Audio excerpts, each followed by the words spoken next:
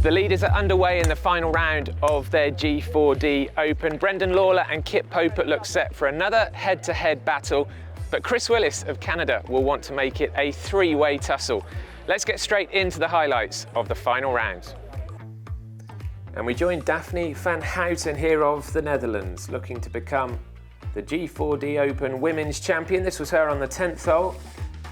Nice chip and a par putt. And this isn't deja vu. She did exactly the same thing on the 12th hole. A chip and a par for Van Houten. Really steady play from her. This is Fiona Gray from Northern Ireland on the 15th. Chipping out and knocking that one in for a par, and relief for Gray, who's found it tough going this week. The 16th hole, one of the most picturesque on the Duchess course. Van Houten, look at that for a tee shot. And sure enough, tapping in up at the last, knowing with the big smile that she is the G4D Open Women's Champion for 2024. On the 15th hole, Renee Schwenk of Germany. Great lag putt, knocked that one in for a par. Juan Postigo of Spain on the 16th. One of the poster boys of disability golf.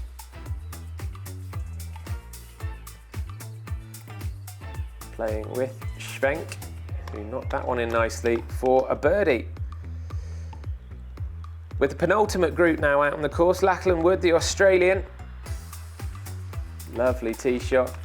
He's travelled a long way to be here and he's enjoyed his week. Mike Brown, the Englishman, who won in America on the G4D Tour a couple of weeks ago.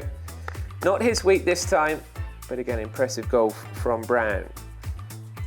Thomas Blizzard, new kid on the block, impressing everybody at Woburn, but missing that birdie on 17. And we can now join the final group. Chris Willis of Canada, a monster putt here. Really nicely judged. This is on the first hole. Brendan Lawlor starting his round with a birdie. Exactly what he required today. Gave him a two-shot lead at that point. Up on the 5th hole, Wayne Persky. Take a look at this one. Yes! In for an eagle. We enjoyed that, and so did he. 4th hole now. The defending champion, Brendan Lawlor. Birdie putt. The fist pump. Chris Willis follows him in. Willis determined not to let this just be a two-horse race today. Willis's putting has been so strong all week. That was just for a par, possibly deserved more. Kipp Popert blowing out the cheeks. The birdie putt on the 6th, just dropping.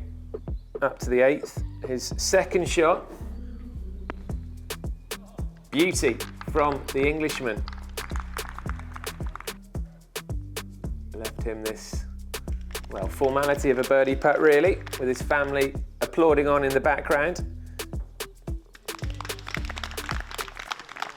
And this was a crucial period of the round. Another birdie for Popert on 10.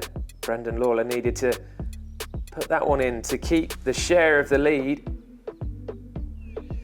He missed, so Popert one shot ahead. 12th hole now. Good touch from Popert around the green. Now this was a par putt for Lawlor, which he misses, and it was just a rough period of the round for Lawlor. Popert had a two-shot lead as he teed off on the 13th. Leaving it short, but he was playing some steady golf at this point. No birdie, but enough for a par, maintaining the lead. Chris Willis, Canadian again, another good putt from range, and he's really come to the fore this week, and he wasn't overawed by being alongside Lawlor and Popert this afternoon. Brendan Lawlor under pressure on 15, needing to do something special, and as we've seen time and time again, he often delivers when he most needs it. Great approach from Lawlor on 15.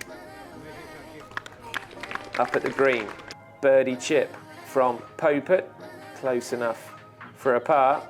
Eagle putt for Lawlor on 15, close enough to knock home just for a birdie, going round and round the hole, but dropping in. Moving up to the 16th, the par 3. Real drama at this point now around this final round. Healthy crowds as well, watching Brendan Lawlor put it to within, what, 2-3 feet.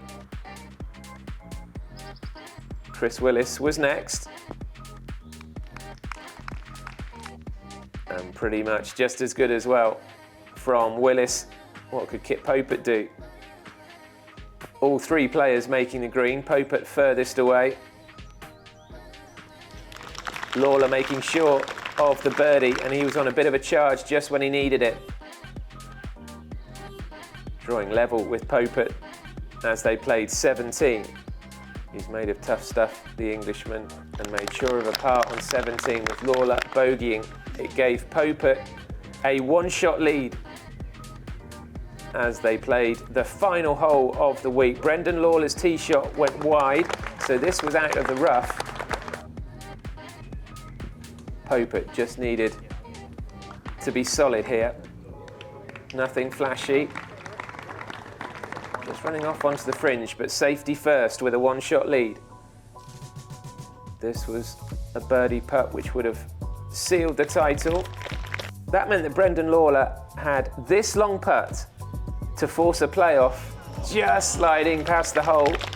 You can see the frustration there as Lawlor threw the club up in the air, but there's a wry smile in there as well. The defending champion knew at this point he was going to be passing the trophy over to his great rival. Willis making sure of third place overall, but the winning moment for Kipp Popert, becoming the G4D Open champion for 2024. And Popert and Lawlor, rivals, but friends as well. There's a great deal of respect between them. Chris Willis, I'm sure as well, will have earned a lot of respect this week.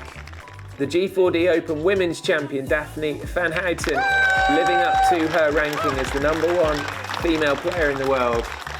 Yeah, I'm very happy I won. Didn't start well today, but I had some shots.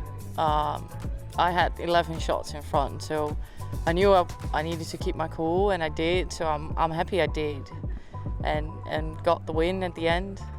And Kipp Popert, the US Adaptive Open champion last summer, adds the G4D Open title to his trophy cabinet. I was playing well coming into this week, and then, to be honest, the last 2 rounds didn't really have my A game, but I was pretty pleased to get the win. And it was nice, as I say, Brendan and I have a good battle, and we get on well, so it was really good. Well, what a week it has been here at Woburn. We have seen an incredible standard of play from players right across the field, and it all goes to show what an inclusive sport golf can be. We hope you've enjoyed the coverage.